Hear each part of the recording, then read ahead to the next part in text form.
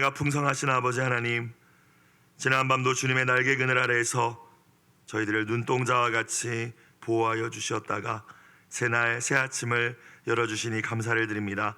하루의 처음 시간을 구별하여 주님 앞으로 나온 심령마다 은혜의 말씀으로 성령의 위로하심으로 채워주시고, 이 시간 간절히 우리가 구하는 기도의 제목들마다 아름답게 응답하여 주시옵소서.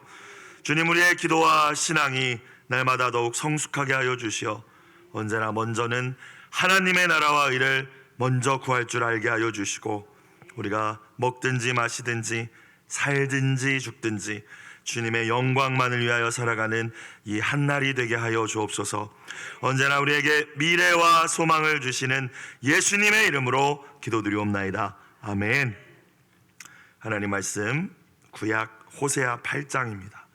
호세아 8장 1절부터 14절까지 말씀 한 목소리로 합독하시겠습니다. 호세아 8장 1절부터 14절까지입니다.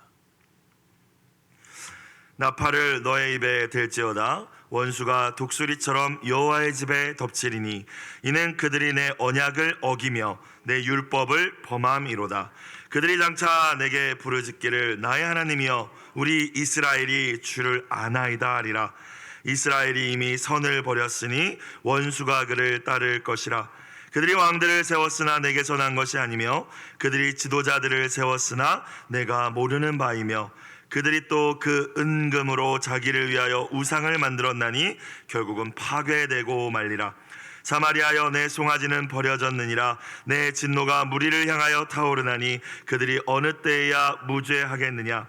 이것은 이스라엘에서 나고 장인이 만든 것이라 참 신이 아니니 사마리아의 송아지가 산산조각이 나리라. 그들이 바람을 심고 광풍을 거둘 것이라. 심은 것이 줄기가 없으며 이삭은 열매를 맺지 못할 것이요 혹시 맺을지라도 이방 사람이 삼키리라. 이스라엘은 이미 삼켜졌은즉 이제 여러 나라 가운데 있는 것이 즐겨 쓰지 아니하는 그릇 같도다. 그들이 홀로 떨어진 들나귀처럼 아수르로 갔고 에브라임이 값주고 사랑하는 자들을 얻었도다. 그들이 여러 나라에게 값을 주었을지라도 이제 내가 그들을 모으리니 그들은 지도자의 임금이 쥐어준 짐으로 말미암아 쇠하기 시작하리라. 에브라임은 죄를 위하여 제단을 많이 만들더니 그 제단이 그에게 범죄하게 하는 것이 되었도다. 내가 그를 위하여 내 율법을 만 가지로 기록하였으나 그들은 이상한 것으로 여기도다.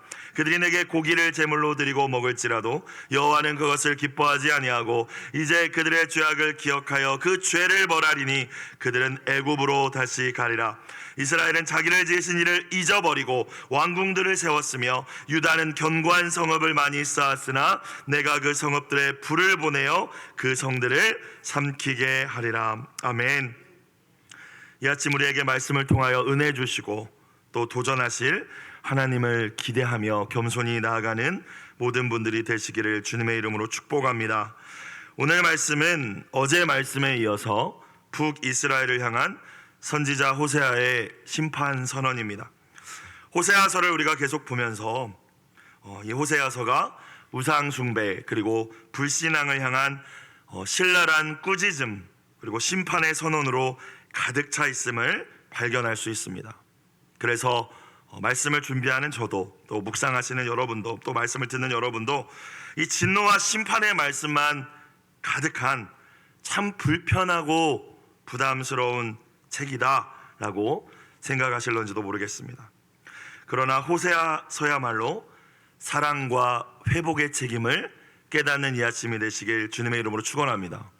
제가 가지고 있는 이 성경에도 호세아서 오른쪽에 이 책이 어떤 책인지 간단하게 부제를 달아놨는데 사랑과 회복의 책이라고 붙어 있더라고요. 그러니까 오늘 말씀을 봐도 이게 도대체 어떻게 사랑과 회복의 책인가 라는 생각이 들 수도 있겠지만 사랑과 회복의 책이라는 거예요. 끊임없이 심판의 메시지를 전하시는 이 하나님의 마음은 자녀된 자기 백성이 오직 하나님께로 돌아오기만을 간절히 바라시는 아버지의 마음인 줄로 믿습니다. 여러분, 사실 하나님의 목적이 죽이는 것이었다면, 심판이 하나님의 목적이었다면 이토록 많이 말씀하실 필요가 있었겠습니까? 그냥 심판하시면 되잖아요. 근데 계속 말씀하시잖아요. 계속. 무서운 말씀이지만 물론, 그렇죠? 돌아오기를 원하시는 거예요. 왜냐하면 하나님을 떠나는 것 그 자체가 저주와 멸망이기 때문에 사랑하는 자기 백성, 사랑하는 자기 자녀들을 향하여 그토록 강력하게, 때로는 이거 너무 심하게 말하는 거 아닌가 할 정도로 돌아와라, 살아야 한다, 회개를 요구하시는 줄로 믿습니다. 때리고 너를 심판하겠다 반복하여 잔소리하고 계시는 부담스럽고 무서운 하나님의 말씀이 아니라 우리에게 참 행복과 평강을 주시기 원하시는, 우리가 죄의 길을 선택했기에 그 행복과 평강을 잃어버리고 방황하고 있기에 그 자녀를 향하여 찢어지는 가슴을 가지고 눈물을 흘리시며 아픔으로 간절히 부르고 계신 하나님 아버지의 음성으로 이 호세아서의 말씀을 받으실 수 있는 저와 모든 분들이 되시기를 다시 한번 주님의 이름으로 부탁드립니다. 자, 오늘 말씀도 심판선언이죠. 1절을 다시 보겠습니다. 나팔을 너의 입에 낼지어다. 세 번역으로 보니까 나팔을 불어서 비상상태를 알려라. 이스라엘 백성들에게 이 나팔이란 악기일 뿐만이 아니라 적국이 침략해 올 때에 또는 전쟁을 시작할 때에 신호하기 위하여서 사용하던 것이죠. 즉 이제는 범죄한 이스라엘 향한 하나님의 징계가, 그 심판이 시작될 것임을 예고하시는 말씀입니다. 심판이 임박했다라는 것이죠. 이방의 군대가 쳐들어올 것이다. 나팔을 불어라, 알려라 라는 말씀입니다. 원수가 독수리처럼 여호와의 집에 덮치리니, 원수는 이제 이스라엘을 침략할 이방 군대를 의미합니다. 독수리처럼 덮칠 거라고 했어요. 그러니까 날렵하고 또 이들의 공격을 피하기 어려울 것이며 또 이방 민족의 군대가 참 용맹스러울 것임을 이야기하시는 것이죠. 이 독수리와 같은 군대가 여호와의 집에 덮친다고 말씀하십니다. 여기서 여호와의 집은 예루살렘 성전을 의미하는 것이 아닙니다. 지금 북이스라엘을 향한 말씀이기 때문에 예루살렘 성전은 유다에 있잖아요. 남유다에. 여호와의 집은 여호와의 가정입니다. 하나님의 권속이라는 의미로 우리가 이해해야 합니다. 자, 그런데 하나님께서 지금 여전히 하나님을 배반하고 아무리 이야기해도 못 알아듣는 저들에게 심판을 선언하는 말씀임에도 불구하고 심판이 임박한 이 상황까지도 이스라엘을 향하여서 내 가족이다, 그러니까 쉽게 내 아들 딸이라고 이야기하는 거예요. 내 백성이라고 이야기하는 거예요. 내 백성의 심판이 임할 것이다, 여호와의 집에 임할 것이다. 그러니까 이 말씀을 안타까움으로 하고 계신다는 사실을 우리는 발견할 수 있어야 됩니다. 덮치리니에만 집중하지 말고 하나님이 여호와의 집에 그것을 덮치게 하실 때에 아버지의 마음을 헤아리실 수 있는 지혜와 성숙함이 있으시기를 다시 한번 주님의 이름으로 축복합니다. 실제로 이 예언이 이루어져서 아수르의 왕 살마네셀의 독수리와 같은 군대가 이 북이스라엘의 수도인 사마리아 성을 포위하고 완전히 점령했죠. 그리고 이제 멸망의 그 과정을 밟게 됩니다. 하나님께서 이토록 원수들을 통해서 이방 민족을 통하여서 여호와의 집, 하나님의 가족들, 하나님의 자녀들을 덮치게 하신 이유는 1절 후반부에 나와 있네요. 그들이 내 뭐를 어기며 언약을 어겼다라는 거예요. 시내산 언약. 나는 너희의 하나님, 너희는 내 백성이야. 내가 주는 말씀을 잘 기억해. 내가 주는 말씀을 잘 순종해. 그럼 너희를 모든 민족 중에 내가 최고가 되게 할 거야. 너희를 제사장 나라 만들 거야. 그러니까 시내산에서 이스라엘 백성이 그렇게 하겠다고 했잖아요. 언약이었어. 그 언약을 깨뜨렸다라는 거예요. 부부가 언약을 맺으면 내 남편만 사랑해야 되고 내 아내만 사랑하는 것이 당연한 것인데 깨뜨려 버린 것입니다. 그리고 내 율법을 범함이로다, 무시했다라는 의미입니다. 거절했다, 원하지 않았다라는 거예요. 하나님과 맺은 언약은 깨뜨리고 하나님이 주시는 말씀은 아우 싫어, 지긋지긋해, 범했어요. 그래서 심판이 임할 수밖에 없다라고 1절에 말씀하시는 것입니다. 2절, 이런 상황이 벌어졌을 때에 이스라엘이 어떻게 이야기할 것까지도 하나님은 알고 계셨습니다. 2절, 그들이 장차 내게 부르짖기를, 아마 심판이 임했을 때 이스라엘은 이렇게 부르짖을 거야. 나의 하나님이여, 그제서야 나의 하나님을 찾고 우리 이스라엘이 주를 아나이다 하리라. 그렇게 이야기할 거야. 사실 진실한 회개의 마음에서 우러나온 고백이라기보다는 이제 발등에 불 떨어졌기 때문에 자신들이 처한 심판과 역경을 피하기 위한 넋두리로 이런 말을 할 것이다 라는 것까지도 하나님은 알고 계셨습니다. 앞서 호세아 6장 6절에서 호세아 선지자를 통해서 하나님께서는 번제보다 하나님이 원하시는 것은 하나님 아는 것을 원한다. 안다는 것은 여러분 다 아시죠? 머리로 아는 것이 아니라, 지식으로 아는 것이 아니라 사랑의 관계, 친밀한 관계를 통하여서 아는 알을 의미하는 거예요. 그러니까 너희가 하나님 알기 원한다라고 했을 때, 나와 사랑의 관계를 맺길 원한다, 나와 친밀한 관계를 통하여서 나를 더 경험하고 알기 원한다, 이런 의미거든요. 내가 너에게 허락한 말씀에 순종함으로 나를 경험하고 나를 더 깊이 알아가기 원한다, 이 이야기거든요. 그런데 지금 이스라엘은 하나님을 알지 못했거든요. 그런데 우리가 하나님 알지 않습니까? 이 말입니다. 우리 하나님 백성인데 어떻게 이러실 수 있습니까? 라고 이야기하는 거예요. 그래서 3절에 하나님이 이렇게 말씀하십니다. 2절과 3절 사이에 사실 그러나가 생략되어 있는 거예요. 하나님의 심판이 이르렀을 때 그들은 이렇게 이야기하겠지만, 그저 급박해서 이렇게 고백하겠지만, 그러나 하나님의 대답은 무엇입니까? 이스라엘이 이미 뭐를 버렸으니? 선을 버렸으니. 선, 좋은 것, 아름다운 것입니다. 하나님 그분 자체가 최고의 선인 줄로 믿습니다. 하나님을 버렸습니다. 또 하나님의 말씀을 버렸습니다. 하나님이 주시는 은혜를 버렸습니다. 그러니까 뭐가 따라오나요? 원수가 그를 따를 것이라. 이방 민족의 군대가 이제 그들을 따를 것이고, 그러니까 그들이 적군에게 쫓기는 비참한 신세가 될 것이다 라고 말씀하십니다. 사랑하는 여러분, 마땅히 우리가 따라야 할 하나님의 자녀, 하나님의 백성으로서 따라야 할 하나님의 말씀, 가장 아름다운 그 선을 버린 자의 인생은 쫓기는 인생 될 수밖에 없습니다. 그럼 무언가에 쫓기고 계신다면 내가 진짜 아름다운 것을 내팽겨 취인 것은 아닌지 돌아보고 또 회개하실 수 있는 이 아침이 되시길 주님의 이름으로 축원합니다. 4절, 그들이 북이스라엘 백성들이 왕들을 세웠으나 내게서 난 것이 아니며 그들이 지도자들을 세웠으나 내가 모르는 바이며. 사실 모든 왕들은 지난 주일 말씀처럼 하나님이 세우시고 패하십니다. 그리고 왕들이 세워지는 것을 하나님이 모르실 리가 없는데 이 4절 말씀을 왜 하신 것일까? 실제로 북이스라엘의 첫 번째 왕 여로보암을 세우실 때에도 다윗의 아들 솔로몬이 범죄하였기 때문에 그의 신하였던 여로보암을 세우신 것은 하나님이셨습니다. 아합 왕조가 하나님 앞에 패역했기 때문에 그 아합 왕조를 쓸어버리시고 예후 왕조를 세우신 것도 하나님이셨습니다. 자, 그런데 4절에서 내가 세운 거 아니야 라고 말씀하시는 게 조금 어색해 보이기도 하죠. 지금 하나님 마음에 합한, 지난 주일 말씀을 우리가 생각해 본다면 그렇게 세워졌지만 하나님 마음에 합한 왕들이 없었다는 의미입니다. 하나님께서 그 상황 속에서 그 먼저 왕들이 악해서 세우시긴 했지만 그들 역시 똑같았고, 다시 패하고 세우셨지만 그들 역시 하나님 마음에 맞는 사람이 아무도 없었다.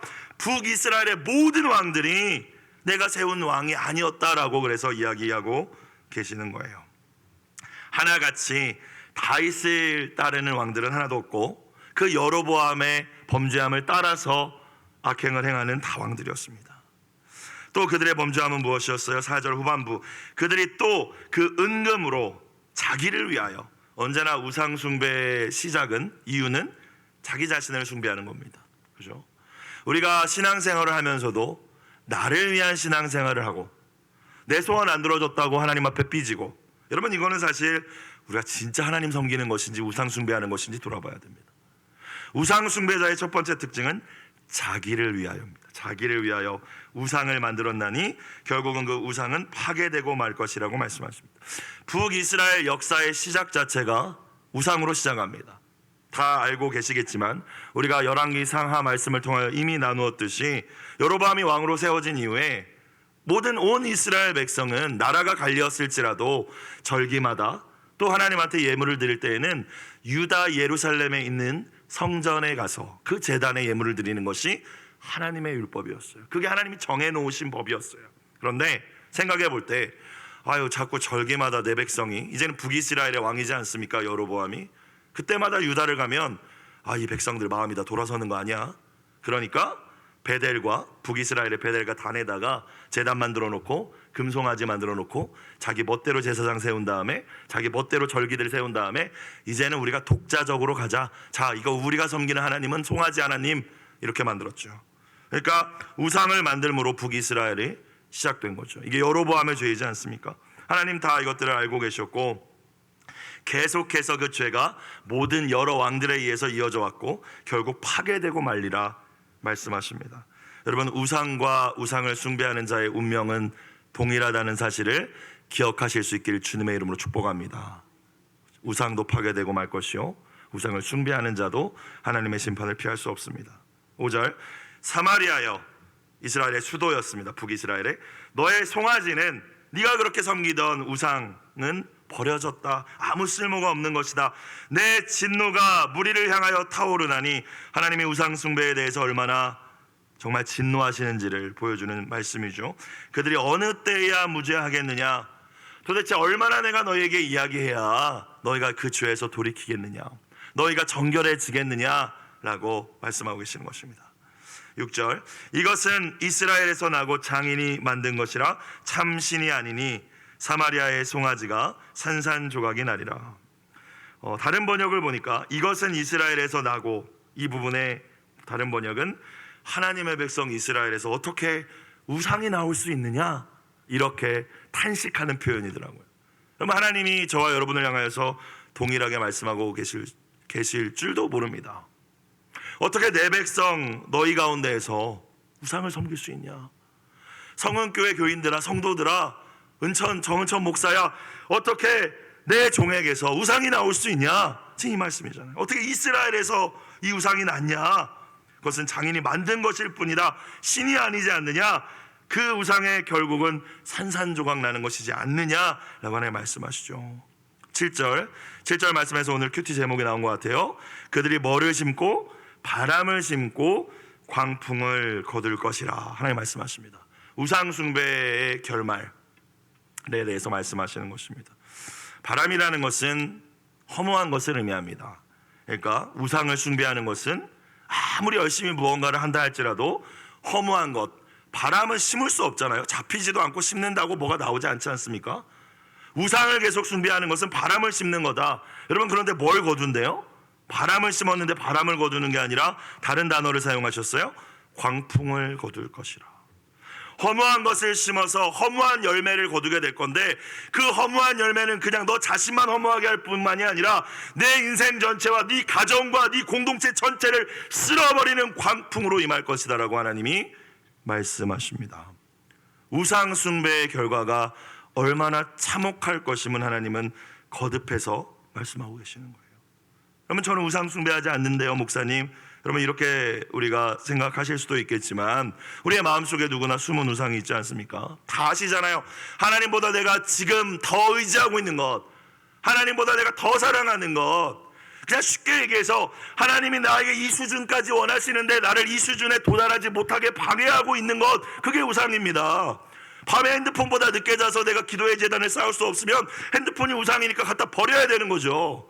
내가 사람들 때문에 내가 마음이 어려워져 하나님께 나아갈 수 없다면 그 관계를 잠시 멀리 두고 하나님 앞에 나아가야 되는 거죠. 왜? 그게 우상이니까요. 어려운 것이 우상이 아니라 하나님 더 사랑하지 못하게 하는 게 우상입니다. 여러분, 사실 이 새벽에 나오신 분들 무엇이 하나님의 뜻인지 우리 모르지 않습니다. 다 아십니다. 그런데 그렇게 못 살잖아요.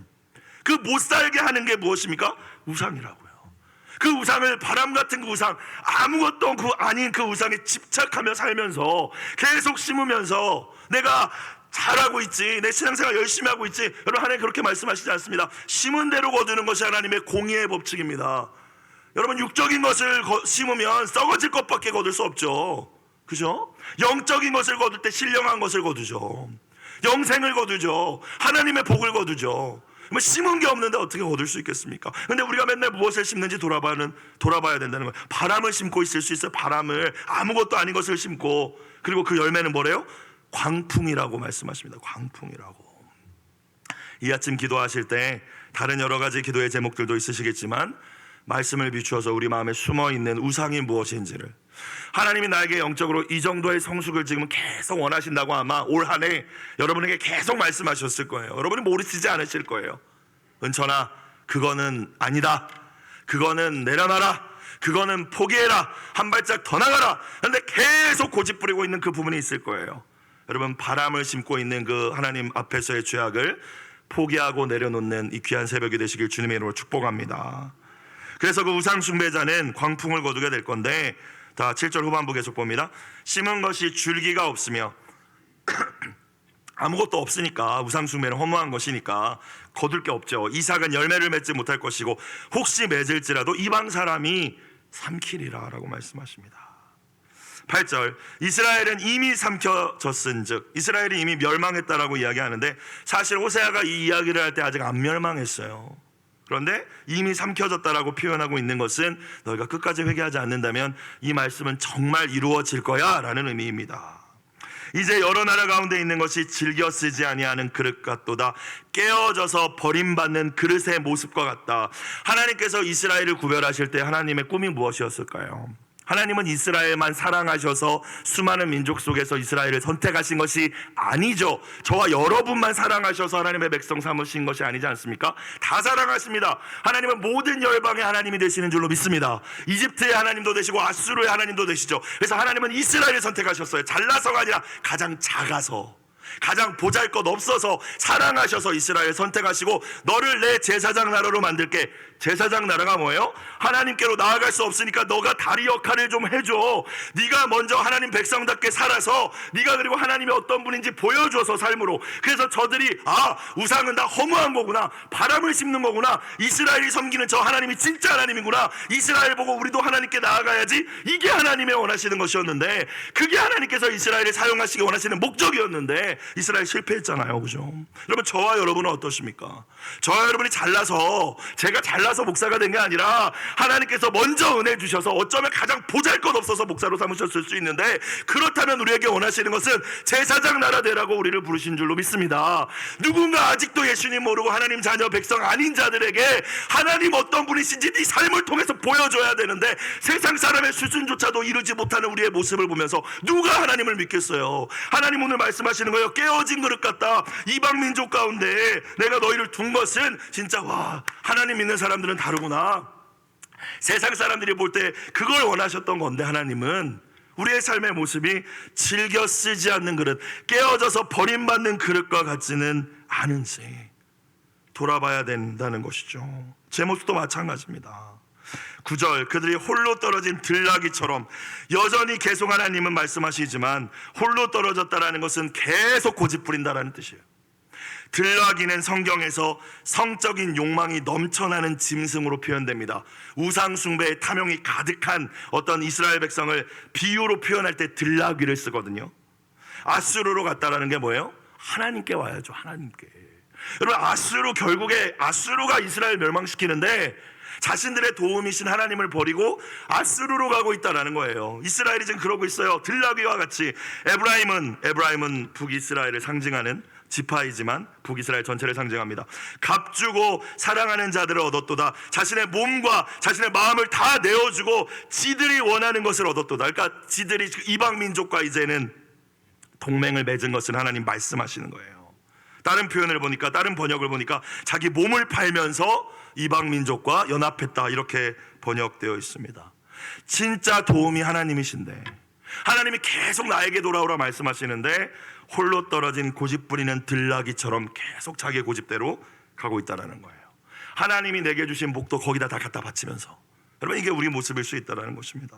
10절, 그들이 여러 나라에게 값을 주었을지라도 살 방법을 궁리하면서 인간적인 방법, 주변의 이방 민족을 의지하면서 여러 가지 갖다 주면서 조공을 바치면서 그랬을지라도 내가 그들을 모으겠다 말씀하십니다. 여기서 모은다는 건 부정적인 의미입니다. 심판하기 위해서 모으시겠다라는 거예요.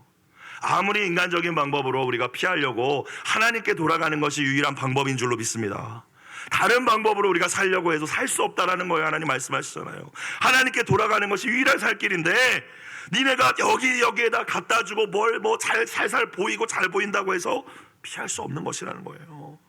그들은 지도자의 임금이 쥐어준 짐으로 말미암아 쇠하기 시작하리라. 실제 북이스라엘은 아수르를 섬기면서부터 국력이 더 급격히 쇠퇴하기 시작하죠. 왜냐하면 과도한 세금을 걷어야 되니까, 조공을 갖다 줘야 되니까. 말씀대로 다 이루어졌습니다. 11절, 에브라임은 죄를 위하여 제단을 많이 만들더니 그 제단이 그에게 범죄하게 하는 것이 되었도다. 앞서 말씀드렸듯이 예루살렘 성전 못 가게 하려고 베델에도 제단 만들고 단이라는 곳에도 제단 만들고 이방 민족한테 한번 갔다 오면은 걔네들 따라서 또 제단 만들고 제단은 수없이 만들었지만 다 그것은 하나님 앞에서 범죄하는 것일 뿐이었어요. 12절 내가 그를 위하여 내 율법을 만 가지로 기록하였으나 그들은 이상한 것으로 여기도다. 여러분, 그를 위하여, 이스라엘을 위하여, 너희를 위하여라는 말씀입니다. 하나님의 모든 말씀, 기록된 성경은 저와 여러분의 생명을, 행복을 위하여 주신 하나님의 선물인 줄로 믿습니다. 그렇게 받아들여야 돼요. 너를 위하여 주셨대요. 너의 행복을 위하여 주셨다라고 신명기 말씀에도 말씀하시잖아요. 자, 그래서 선물로 주신 거예요. 이렇게 살면 행복해. 선물로 주신 건데 우리는 부담스럽죠. 자, 이스라엘이 그랬어요. 그들은 어떻게 여겼대요? 선물로 주신 하나님의 말씀을 이상한 것으로 여겼대요. 나랑은 상관없는 것으로 여겼다라는 거예요. 부담스럽게 여겼다는 거예요. 13절 그들이 내게 고기를 제물로 드리고 먹을지라도 번제를 드리고 화목제를 드리고 속죄제를 드리고 그런 의미겠죠. 근데 하나님이 그것을 뭐하지 아니하신대요? 기뻐하지 아니하신대요. 예배가 소용없다라는 말씀을 드리는 것이 아닙니다. 오해하지 마셔야 돼요. 여러분, 제사가 아니라 앞서도 호세아 선지자를 통해서 하나님은 하나님 아는 것을 원하신다 말씀하셨습니다. 그리고 지난 주일의 말씀을 우리가 곰곰이 생각해 보면 하나님은 중심을 원하시죠. 중심을. 하나님은 언제나 종교적인 행위에 속지 않으십니다. 그죠? 아무리 많은 제물을 고기를 태워서 번제를 드릴지라도 하나님을 향한 중심이 없다면 하나님은 그 예배는 받지 않으시죠. 상관없는 거죠. 여러분, 언제나 우리의 중심은 우리의 삶으로 이어져 나타납니다. 그죠?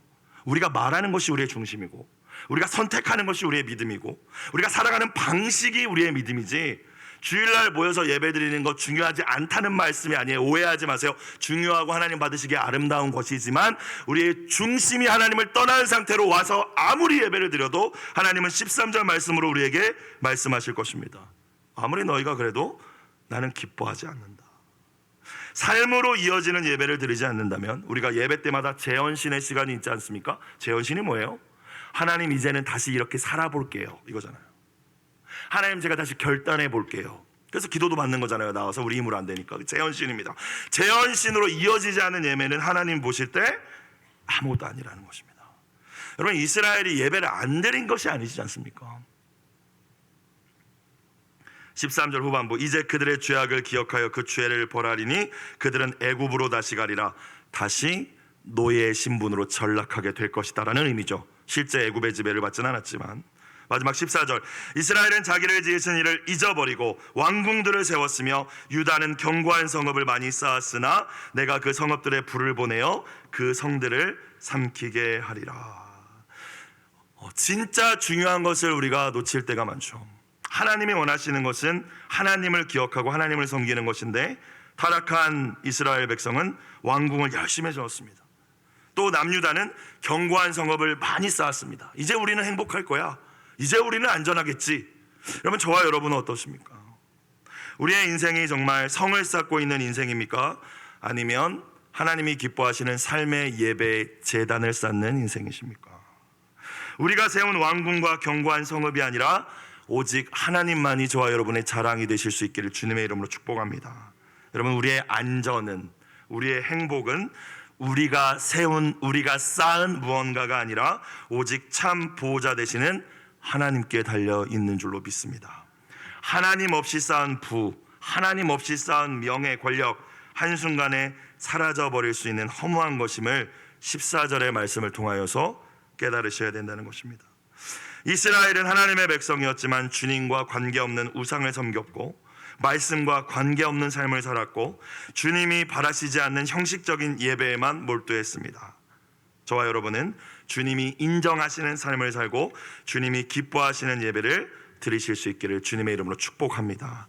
오늘 매일 성경 공동체 기도 제목, 기회로 내려주시는 말씀을 안내표 삼아 인생의 바른 목적을 향해 나아가게 하소서. 이 은혜가 함께 하시길 주님의 이름으로 축복합니다. 기도드리겠습니다.